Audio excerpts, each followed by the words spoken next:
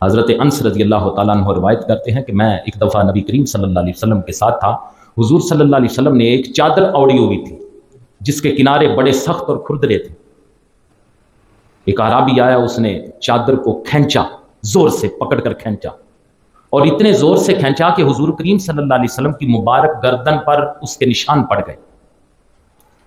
اب اس گستاخانہ حرکت کے بعد وہ بڑی ڈٹائی سے کہنے لگا, ایک تو اس نے چادر کھینچی, حضور کی مبارک گردن پہ زخم آ گیا, اس کے بعد پھر وہ بڑی ڈٹائی سے کہنے لگا, یا محمد احمل لی علی بعیریا ھذین من مال اللہ الذی عندک. کہنے لگا, اے محمد صلی اللہ علیہ وسلم, اللہ کا جو مال آپ کے پاس ہے اس میں سے میرے 2 اونٹوں پہ لاد دو. دیکھو اس کا رویہ, اللہ اکبر. پھر مزید بے حیائی کرتے ہوئے کیا کہتا ہے, فَإِنَّكَ لَا تَحْمِلُ لِي مِن مَالِكَ وَمَالِ أَبِيكَ. کہنے لگا, آپ اپنے اور اپنے باپ کے مال میں سے نہیں میرے اونٹوں پہ لاد رہے.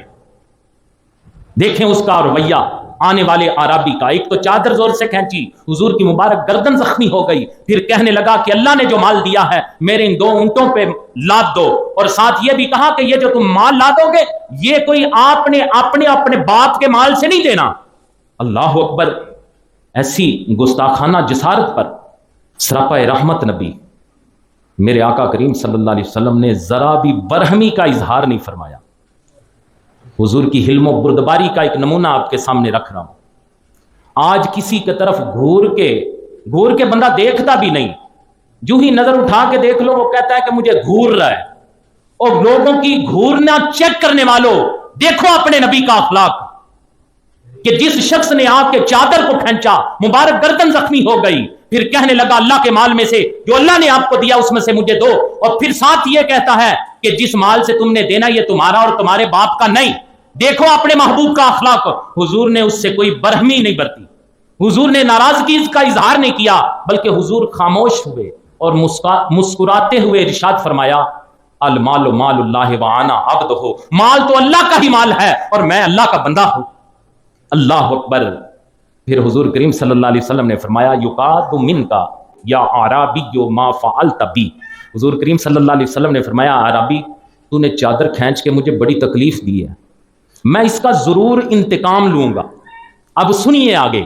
اس اعرابی نے جب حضور کی یہ بات سنی تو کہنے لگا, لا, ہرگز نہیں, آپ مجھ سے انتقام لے ہی نہیں سکتے.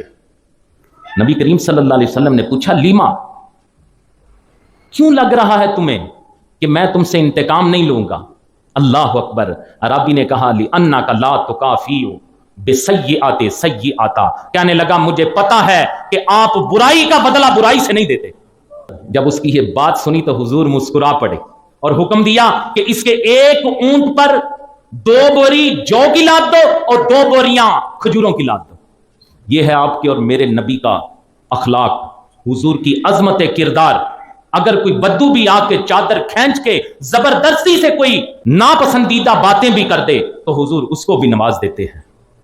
نبی کریم صلی اللہ علیہ وسلم کے غلاموں, میرے حضور کریم صلی اللہ علیہ وسلم کی یہ حلم و بردباری ہے کہ لبید بن عاصم یہودی, جس نے حضور کریم صلی اللہ علیہ وسلم پر اس نے جادو کیا تھا, اس کے بارے میں معلوم ہو جانے کے بعد بھی حضور کریم صلی اللہ علیہ وسلم نے اسے کوئی سزا نہیں دی تھی. پڑھیے احادیث کی کتاب, بخاری شریف پڑھیں, کتاب الطب میں یہ حدیث مبارکہ موجود ہے. پھر وہ یہودی عورت زینب جس نے گوشت میں زہر ملا کر حضور کریم صلی اللہ علیہ وسلم کو کھلایا, تو آقا کریم صلی اللہ علیہ وسلم نے اپنی ذات کی وجہ سے اس سے کوئی بدلہ نہیں لیا. البتہ جب اس زہر کے اثر سے ایک صحابی شہید ہوئے تو پھر آقا کریم صلی اللہ علیہ وسلم نے اس پر شرعی سزا نافذ فرمائی.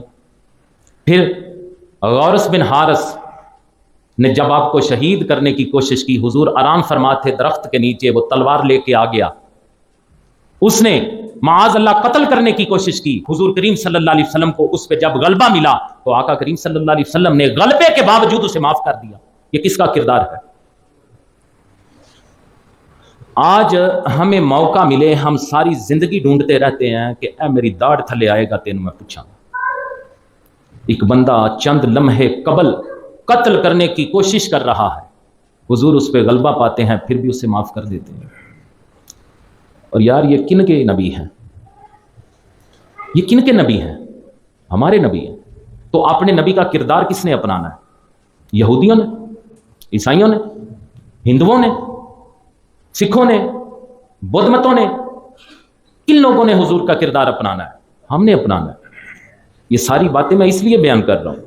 پھر آقا کریم صلی اللہ علیہ وسلم کی عظمت کردار، کفار مکہ نے وہ کون سا ایسا ظالمانہ حربہ تھا یا ظالمانہ برتاؤ تھا جو نہیں کیا تھا حضور کے ساتھ، حضور کے صحابہ کے ساتھ؟